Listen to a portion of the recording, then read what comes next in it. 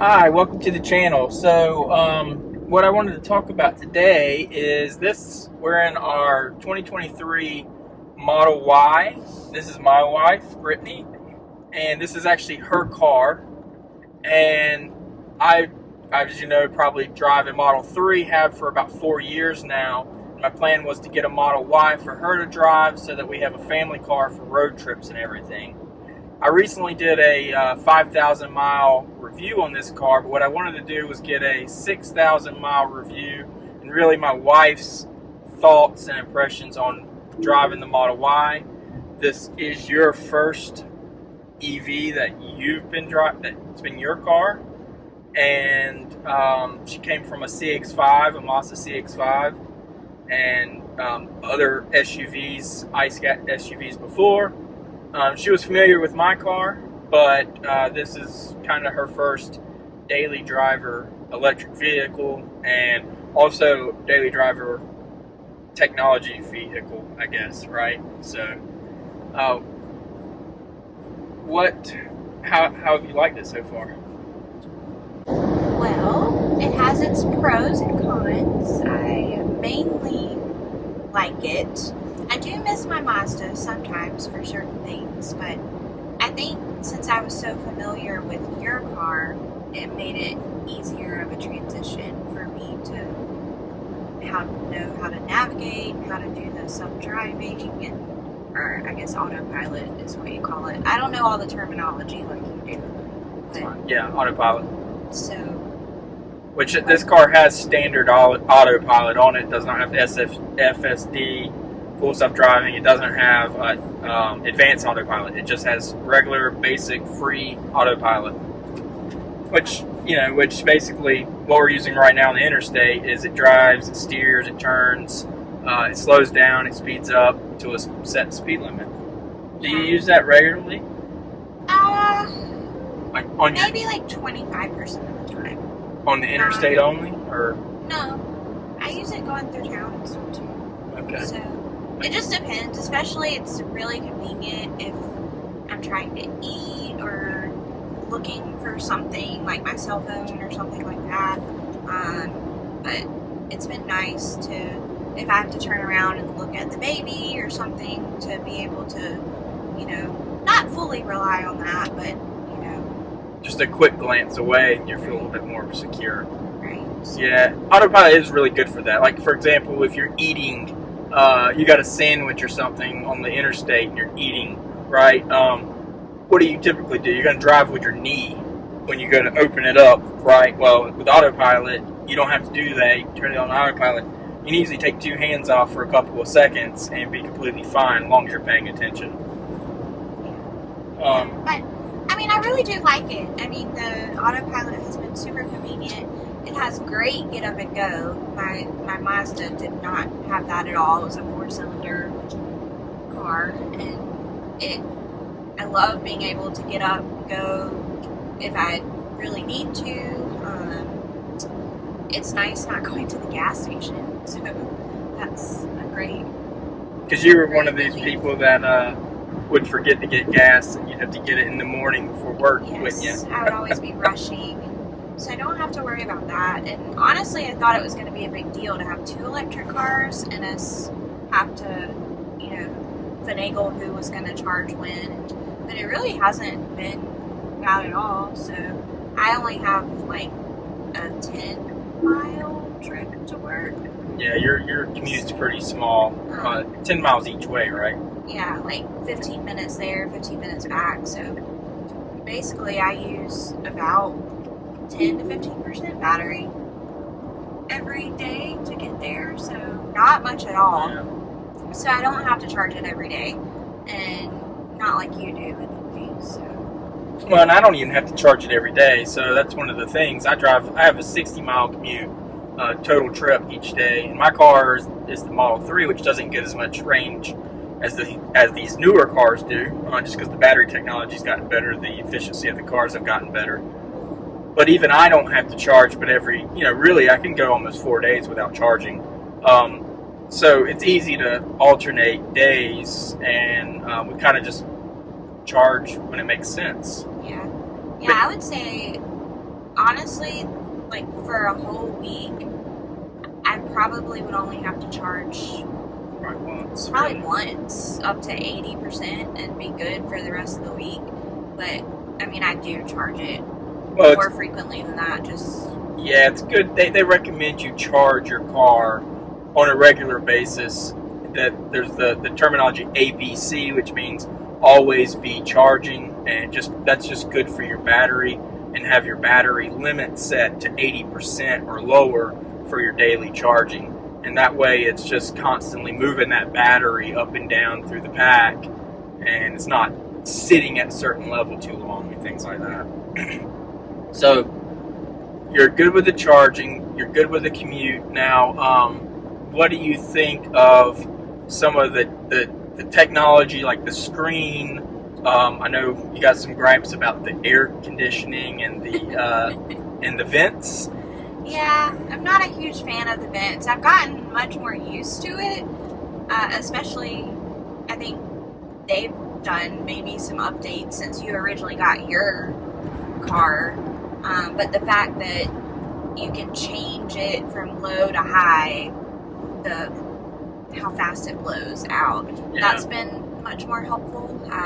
But at first, it was really frustrating that I felt like I couldn't get the vent to point on me and blow as hard as I wanted to. So I'm a female, I have hot flashes, especially during pregnancy and things. Yeah. So I don't know, I really wanted it to blow a little bit harder, but that's, I don't know, I've gotten used to it, or either I've gotten better at maneuvering it. But to be clear, the whole being able to move it up mid, low, medium, and high is that software update they recently put out, where you can actually control the rate that it's blowing at, kind of like you would with a knob car.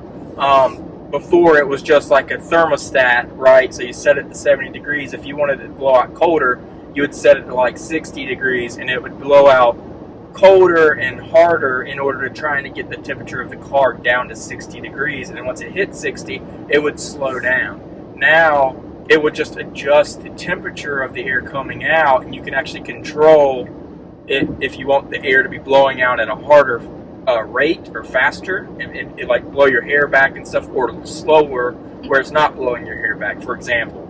And that's just a recent software update. You didn't like the vents in my car either. You've never liked the air vents in these cars. That was one thing I noticed from the beginning, is I was not a fan of that. I missed my buttons in my Mazda. And your little things to move the air vents. Yeah, just the little tabs that it had to slide the vents left and right and up and down. And I still do kind of miss that, but again, I think I've gotten a little bit more comfortable with the air system in this car. I'm trying to think what else. You like the navigation, though. You like the radio and the Apple Car, or the Apple Music, and being able to tell it to navigate to somewhere while I'm driving and through talking is very convenient, because my Mazda, you had to be parked and then you had to type in where you were wanting to go, and the software wasn't always up to date, and it was just a little bit more inconvenient. I never used it. But here I can easily put in where I want to travel to, and it tells me how much percentage, obviously, and if I have enough to get there. And so that's been really nice. What about so that's kind of the tech start of it, and the air conditioning and stuff like that. What about the amount of space that you have in the car, and that kind of stuff, as far as like compared to your CX-5 or any other SUVs you've had, which have always been kind of mid-size SUVs? We're not talking about like Chevy Tahoes or Ford Expeditions, right? Or even Ford Explorers for that matter. Maybe older 90s Ford Explorers. This is going to have similar space to that, but not like a today's Explorer. Yeah, that's what I was going to say. I do feel like it's fairly similar to the size of my CX-5. Maybe a little bit more space in the back seat, especially. It's got 30% more cargo volume, technically. Right, and then as far as the trunk storage, that's a huge difference because it has that extra storage space under the trunk. Basically, you lift the compartment up and it has a whole extra storage space down there. It has the front trunk, so much more storage versus my Mazda. And but as far as getting in and out of the car, I feel like it's the same as my Mazda, like height-wise. Headroom, scooting in and out of the car, like the height of the seats. Because that's what you don't like about my Model 3, right? You have to get down low and then get up and out of the car, which would not have been good with a baby. It's much more difficult to get in and out of your car than it is to get in and out of this car. Yeah. So I like it much better. Even though this car is not that high up off the ground, it's still a lot easier to get. Yeah, they just how high the seats are sitting up, and they did the headroom up. What about the ride quality? Do you like the way how smooth it is and the quietness and things like that? Again, it's much better than your car. Yeah, much better than my 2019. Yeah, I do feel like my Mazda was about maybe a little bit smoother of a ride than this car, but it's mostly the same. Yeah, your Mazda was similar, I would say, as far as.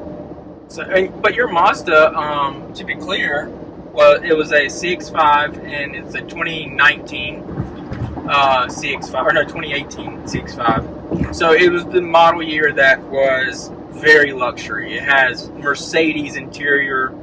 They literally took Mercedes, knobs and soft touch and stuff, and they licensed to use it in their cars. So if you've been in a Mazda since 2018, 2017, you'll know that they're very, very luxury. That's why you see so many of them on the road. The inside of them are Mercedes quality interiors. They just really are. For the price you get that car, the interior is the best bang for your buck out of the industry, in my opinion. But so I would say your interior, though. I mean, the doors and everything on this one is also nicer than mine, I would say. So it's still very it's very nice luxury on the inside. And this again is a touchscreen, super pretty convenient to use. It has taken me a little bit of getting used to as far as where the buttons are and all of that. And plus your profile settings are different than my profile settings. So like right now the screen looks different than what it does whenever I get it. Because it's set up by driver profile connected to our cell phones, basically. But my Mazda was not a touch screen, so you had to use a knob, and sometimes that was inconvenient, especially when you were driving. So and sometimes it's more convenient, I'd say. I mean, it's got pros and cons. Yeah. I do love the fact that this has a wireless charging pad for your phone. I guess for most any phone. I know we both have iPhones, but it would work I with assume it works with as long as they're wireless compatible. But yeah, that's really convenient. There's more storage in this area, the center console area, than my Mazda had. And it's nice because you can easily close this front console on and off. So sorry, Hayes is back there, and it's his bedtime, and he's a little upset. What about the sound system? What do you think of the sound system? It's nice. I like it. Is it? It's good, I think. Yeah. I'm sorry. I think it's one of the standout things in the Model Y is how good it is. Yeah. But that's me. Okay. Well, it is good. Nothing special. Now, you don't really ever use any of the apps and stuff like YouTube or you pretty much just Apple Music. You don't really ever use any of the other fun things, do you? No, I don't think so. I'm pretty basic, so I don't use any of that. So you don't know that. But I haven't stopped to supercharge really by myself only once, and I only stopped for 5 minutes. So I feel like if I was sitting there a little bit longer, I maybe might use it. Would use it more. You probably would just get on your phone though, if I had to guess. Or watch Netflix or something like that. So you just don't have to charge very long in these cars these days. You charge 20 minutes, like 20. If you're on a long road trip and you really need to like charge a long time, 25 30 minutes is the longest you charge, I feel like. I just can't think of reasons to charge. If you're at a V3 supercharger, it just charges so quickly. Well, I will say when he gets older, it's going to be super convenient when you have to sit there for longer periods. You can get him to watch. YouTube, Netflix, Yeah. play a game, something like that. Something that we could do as a family versus him back there on a tablet or something. So that's a good point. I got one for you that you probably miss about your old car. It's not in all cars, but Teslas have a glass roof, but they do not have a sunroof. Do you miss my sunroof? Not as much as I thought I would, though. So yeah, that's just, I don't know. Sunroofs are great. I don't care what anybody says. Having where it's actually outside, there's nothing there but outside. I also would rather have a sunroof personally than a glass roof, but that's me. The one thing, and I know you've said that we can get one, but I personally, and I'm just old school, I would love a key fob. Oh yeah, a lot of times, like for instance, the other day I went to Target and I didn't have the app. Well, I thought I had the app running on my phone, but we got caught in a storm and I had to come out in the rain with baby Hayes, and I was trying to get him in the car while it was pouring down raining, and my phone wouldn't unlock the car. So that's happened. It happens probably like 40% of the time where I cannot get in the car because either my phone's not close enough or it's just not connecting properly. I don't know if that's an issue with the connection on my phone or to be fair, to do with the car. So when it happens when you have your phone, to be fair, this car for some reason, compared to my Model 3 at least, it does seem to take longer for the doors to open when you got to press the handle. Now, one thing I haven't shown you is, and I've been meaning to show you is, when it does that, just open the door and hold the handle open, and usually within like 3 seconds, it will unlock. Because it's sitting there and it's telling the car, look for the key by Bluetooth. Now, when you don't have your phone with you, that's the difference with me and her is my phone's always in my pocket. She doesn't have pants that have pockets very often. So her phone's in her pocketbook. And maybe she'll leave her pocketbook inside and run outside to the car. If she doesn't have her phone, it's not going to open. So that part I could see. But that'd be the same way with the key fob. You'd have to go on your phone and get the key fob. Yeah, but I can fit a key fob in my pocket a lot better than your my phone. That's so true. Is the one probably major downfall that I am just not really appreciated about this car is that it just doesn't unlock well for me all the time. And then I'll be honest, sometimes I feel like people are looking at me like I'm stupid and I don't know how to get in the car. So I don't know, but I was going to say something else and I don't remember what I was going to say. But I will try that with the handle. Yeah, I've been meaning to show you that because I have to do it with mine too sometimes. Mine happens very rarely though, compared to how often it happens in this car. I don't know what the difference is in this car. Well, what scares me is that, I am a female, and what if I did need to get in the car quickly. Yeah. And it was an emergency, and somebody was, chasing you or you thought they were or something. So, that to me is a priority, and you want the door to open when you want it to open, and the fact that your key is the Bluetooth key, if it doesn't automatically open right away, with the key fob you push the button, it blinks the lights or something like that, and it unlocks, and it unlocks. So you can just open the door and jump right in. Right. I completely understand that. I think that's why they sell a key fob for it. Well, I know maybe we need to try that and see if that works. The app has the unlock button on it, and oftentimes I will, like if I'm loading the car, I'll unlock it from my phone, leave my phone inside or whatnot. But I found out if you shut the door back behind you, it locks back. So you have to go back in the app and unlock it again, and that has just been, again, the number one probably con of this car that I just don't care for. But yeah. Is there any other things that you don't care for that much? I mean, you don't really like the way it looks that much. Like, you don't mind it, but you like the way your CX-5 look better. You like the way for example, the Audi Q4 looks better. That's what you would prefer to have, was the Audi Q4 or something like that. But this gets way more mileage. Oh yeah, that does, as far as so. EV, this is the best SUV EV there is, as far as range, efficiency, just a lot of stuff. That doesn't have autopilot, and now I feel like autopilot has kind of made you like it? Spoiled me a little bit. So I mean, I don't use it a terribly lot, but when you do, it's so nice. And I feel like as he gets older, I will probably maybe have to use it more when I have to hand him a snack or a sippy cup or something. I don't know, but yeah, it's just or it's so you nice. can turn back there and say, "Don't make me pull this car over." So yeah. I think what else? Other than that, I can't think of a whole lot of other complaints you've had with it. Yeah. It is a nice car. You don't like the color, but that's a color thing. That was your pick. That was my pick. Sorry, I love the color. But the whole thing is that this is going to be my car if I was going to trade my Model 3 in. And then we ended up not doing that because of how much they were going to give me for my Model 3. So we were planning on getting her a Q4 or something like that at some point in time.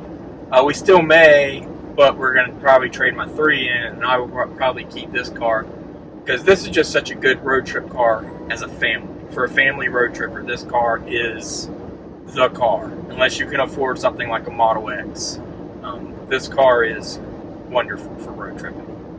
And once Ford and everybody else is on the Tesla network as far as charging, I think those will be more competitive, but right now they're just not. So, it is what it is. I love that it has Apple Music on here. Apple Music, Spotify. We don't really have Spotify anymore. We canceled that. Yeah. And all the voice commands and Bluetooth phone and stuff like that. I can't think of really anything else though. The commands are nice. It reads your text messages to you, so and you don't have to. And you can speak and answer them as well. Right. Yeah, it's a big benefit. It's a really nice car. It's really great. I don't really have a whole lot of complaints. Yes, I do like the way the Q4 looks. And the interior. Better, and you like the interior styling. Better. Yeah. It reminds me more of, I guess, a gasoline car. A classic luxury car. But I'm with you on that, though. I've gotten used to this car, and I have grown to really, really like it. I was a little hesitant at first, but I do like it. Yeah, I kind of made her, in a way, get this. She said she was okay with it, but it was a little bit of me pushing hard because I wanted us to have an EV to travel with as a family, and so this was the best choice. And I will say my first Supercharge experience by myself, even though I've watched you do it many a times, I'm glad I've seen you do it, but now I maybe would have been a little bit confused, especially at the Florence Supercharger where we charge often with the lines. Well, they're rarely like that. I don't know why they're like that there. The lines are confusing there. But yeah, there's like cross patterns. It was super easy to figure out how to do for the first time doing it by myself, and yeah. The whole process is easy. The only thing I would say about that is they've got some devices where you can break away and drive off. Right now, if you're plugged in with your Tesla at a supercharger, you cannot just drive off. Say somebody comes up your window is trying to harass you. You couldn't just drive off like you could at maybe a gas pump. You technically could drive off, although you would be in your car. But you're sitting there for 10, 15 minutes. It does give the opportunity for somebody to harass you if they're try to rob you. And being a woman and them, that makes me a little nervous. So there are some companies out there that are making some devices to where you can drive off. Technically, it would break the thing that goes in between, and it's kind of expensive. But if it's a life-threatening thing, money's not a problem. So you do it. It doesn't damage your car, and it actually allows you to do that. So that might be something we get with her having this car. Yeah, but you have to think about it. Gas stations honestly aren't always the safest either. People get their cars stolen right there while they're pumping gas. Yes. Yeah. I'm happy you made me get it. I'm happy with it. So. All right. Well, no maintenance. That's a plus too. that's a good point, actually. Sorry, this is going a little long, but that's a good point. Your Mazda, you hated having to take that up to the Mazda dealership. I did. And you'd have to like get a friend to come pick you up because Yes. the Mazda dealership took forever. And it was like a 2-hour appointment every time. And it was always over $100. At least. At like least $100. 80, I think, the last time I took it. So. And I was checking; they weren't like doing anything crazy with. It's just how much it cost is ridiculous. Their parts on the line items cost more if you bought the parts from Mazda yourself. They would get the parts and they would charge you more for the parts. And there was not a lot you can do about that. That's how much they charge, right? I tried complaining, but it is what it is. So no, you don't have to do that ever. Like, right? We don't have maintenance. So that's another good plus. Anything else? I think that's probably it. No. I'm All happy right. with it. Well, I hope you guys enjoyed this video. As you can tell, we are pretty happy with the Model Y. Real quick, another question. Would you go back to a gasoline vehicle, or would you rather stay with an EV after your experience in EV? That's a good question. I enjoy the fact of not going to a gas station, and this car gets really good mileage. Like, we just went to Florence and back, and that's been super convenient, not having to charge. If we get the Q4, we would most definitely probably have to charge, unfortunately. Yeah, it's got smaller, shorter range. Yeah. So, I don't think I would go back to a gasoline car, but the range is definitely going to be a big factor in what car we get next if we decide to trade yours or this one. So, that's kind of why we would keep the Ys for that. But to be clear, we're not slow drivers. We have heavy foots. If you drive slower, you do get more range, just like you would in your gasoline car. So, the Q4 may actually make that drive if you go the speed limit and below or something. Speaking of Q4, I think that's what's in front of us right here. I believe. Can't tell, it's too sunny. Yeah, we got a really bright sun. No, maybe not. I thought it was. It's a Lincoln. Anyways, alright, well, if you enjoyed the video, please leave a like. Please subscribe to the channel. It helps me out a lot. And you'll be able to see when I come out and post new videos. And leave a comment if you got any questions or any just comments. I like to answer questions or just have conversations down there. So we'll talk to you on the next one. Have a good one.